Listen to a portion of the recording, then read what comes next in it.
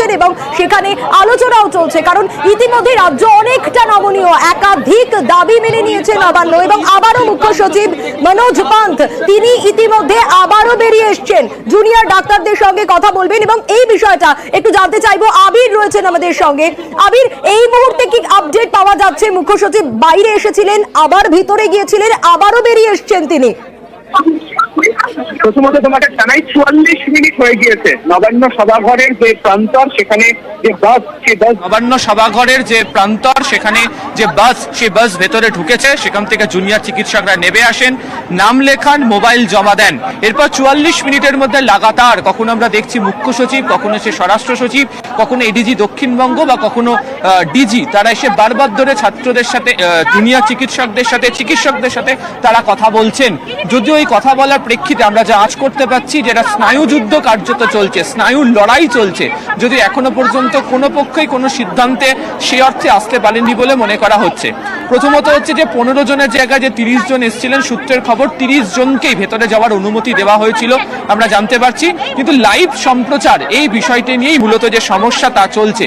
এবং একাধিকবার যেভাবে খোদ রাজ্যের মুখ্য সচিব এসে জুনিয়র চিকিৎসকদের সাথে কথা বলছেন, পরিস্থিতির কথা বোঝাচ্ছেন, তাতে মনে করা হচ্ছে যে সরকারের তরফ থেকে যে সদিচ্ছা এই বৈঠককে ঘিরে দেখানো হয়েছে এবং বৈঠকের সদিচ্ছার প্রেক্ষিতে তারা কি আশা করছেন সেই প্রসঙ্গের কথা বারবার হচ্ছে।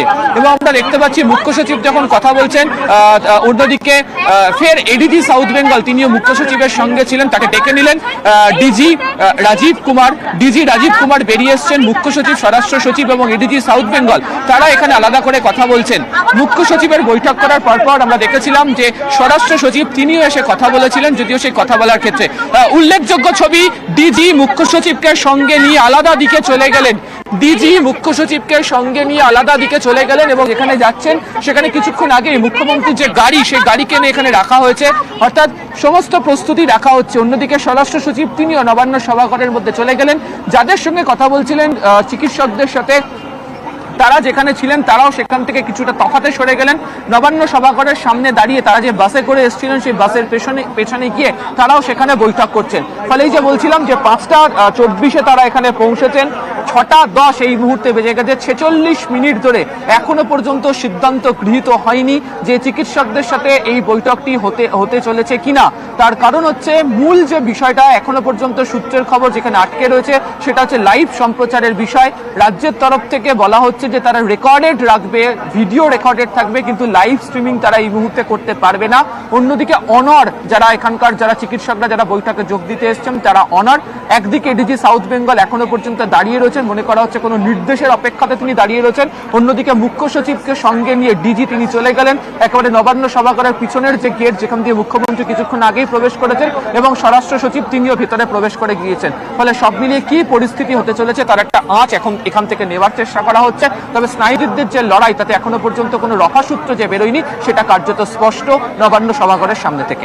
আবির, পরিস্থিতির দিকে নজর রাখো। অবশ্যই আবারও ফিরবো তোমার কাছে। 46 মিনিট পেরিয়ে গিয়েছে যে জুনিয়র চিকিৎসকরা নবান্নে পৌঁছে গিয়েছেন।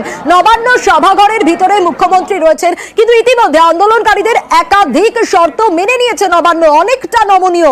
মুখ্যমন্ত্রীর উপস্থিতিতেই অচলাবস্থা কাটাতে আলোচনা, সেটাও মেনে নেওয়া হয়েছে।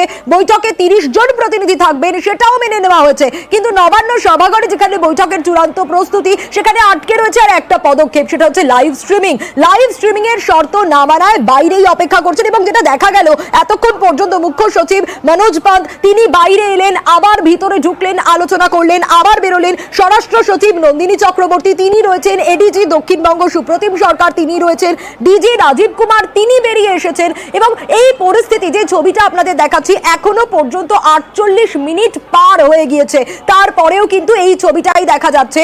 জুনিয়র ডাক্তারদের সঙ্গে কথা বলেন এডিজি সাউথ বেঙ্গল, এবং যে ছবিটা আপনাদের এই মুহূর্তে দেখাচ্ছি সেটা নবান্ন সভাঘরের ভিতরের ছবিটা, যেখানে মুখ্যমন্ত্রী অপেক্ষারত জুনিয়র চিকিৎসকদের জন্য।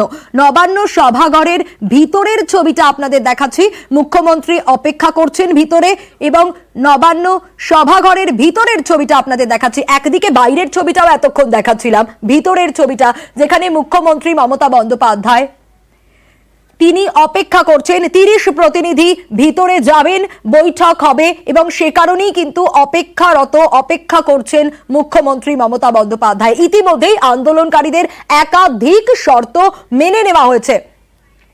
আরো বিস্তারিত এই মুহূর্তের ছবিটা আমরা জানতে চাইবো সোমরাজের কাছ থেকে। সোমরাজ, একদিকে আমরা দেখতে পাচ্ছি মুখ্যমন্ত্রী নবান্ন সভাঘরের ভিতর অপেক্ষা করছেন, অন্যদিকে বাইরের ছবিটাও দেখো, মুখ্যমন্ত্রী মমতা বন্দ্যোপাধ্যায় নবান্ন সভাঘরে অপেক্ষা করছেন, সেই ছবি আমরা দেখতে পাচ্ছি যে মুখ্যমন্ত্রী মমতা বন্দ্যোপাধ্যায় সহ স্বাস্থ্য প্রতিমন্ত্রী চন্দ্রিমা ভট্টাচার্য তিনি অপেক্ষা করছেন। এবং এই মুহূর্তে তোমাকে জানিয়ে রাখি, রাজ্যের মুখ্য সচিব মনোজ পন্থ এবং রাজ্য পুলিশের ডিজি রাজীব কুমার তারা ইতিমধ্যে নবান্নে